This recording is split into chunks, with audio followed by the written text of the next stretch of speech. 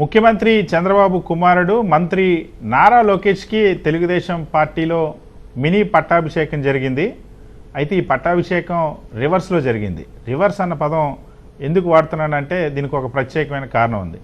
సాధారణంగా తెలుగుదేశం పార్టీ ఆవిర్భవించినప్పటి నుండి ఇప్పటివరకు ఎప్పుడు కూడా మహానాడు జరగడం, మహానాడులో ఆ పార్టీకి సంబంధించినటువంటి అధ్యక్షుడిని ఎన్నుకోవడం, అధ్యక్షుడు ఎన్నిక జరిగిన తర్వాత ఒక నెల రోజులకో 2 నెలలకో పూర్తి స్థాయి ఆ కమిటీలను నియమించుకోవడం అనేది సాధారణంగా జరుగుతుంది. కానీ నారా లోకేష్ కోసం బయట వాస్తవానికి ప్రతిపక్షాలన్నీ కూడా నారా లోకేష్ వచ్చి రెడ్ బుక్ రాజ్యాంగాన్ని అమలు చేస్తూ రాజ్యాంగాన్నే మార్చేశారని విమర్శలు చేస్తూ ఉంటారు.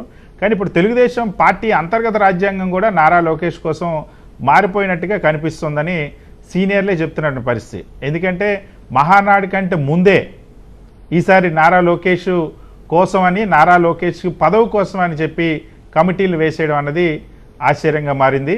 నారా లోకేష్ని తెలుగుదేశం పార్టీ వర్కింగ్ ప్రెసిడెంట్గా నియమించారు. ఈరోజు ప్రమాణ స్వీకారం కూడా చేశారు. వాస్తవానికి తెలుగుదేశం పార్టీలు ఇప్పటివరకు వర్కింగ్ ప్రెసిడెంట్ అన్న పదవి కూడా లేదు.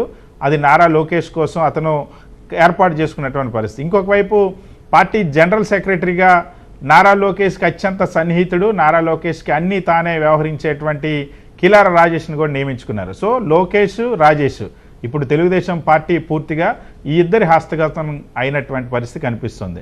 అయితే నిబంధనలన్నీ తోసిరాజని, సాంప్రదాయాలన్నింటినీ కూడా తోసిరాజని నారా లోకేష్ స్వయంగా తన వర్కింగ్ ప్రెసిడెంట్ బాధ్యతను తనే తీసుకోవడం, తన తండ్రి చేత ప్రమాణ స్వీకారం చేయించుకోవడం అనేది ఇప్పుడు తెలుగుదేశం పార్టీ వర్గాల్లో చర్చనీయాంశంగా మారింది.